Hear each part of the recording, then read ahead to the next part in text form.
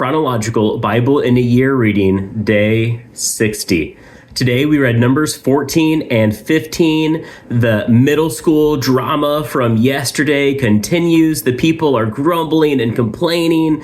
Why did we follow Moses out here? We could have at least died in Egypt. And they're like, you know what? Let's just leave. Let's abandon Moses. Let's elect a new leader and let's go.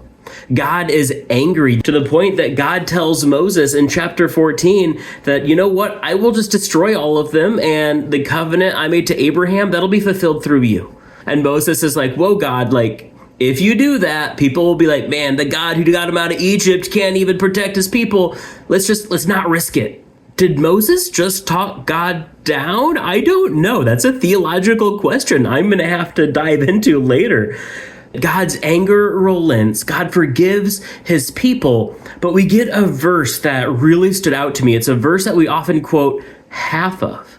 But we need to read the whole verse to understand the truth behind it. Numbers 14:18. The Lord is slow to anger and abounding in faithful love, forgiving iniquity and rebellion. Isn't that great? That's an amazing promise. I love that promise.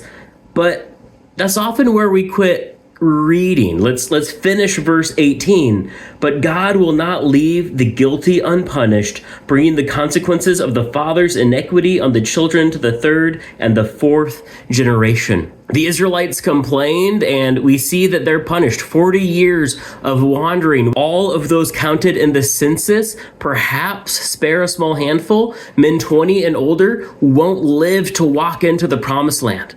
They're going to have 40 years of wandering, which means when they reach the promised land, there won't be a man over 60 unless God offers that man special protection.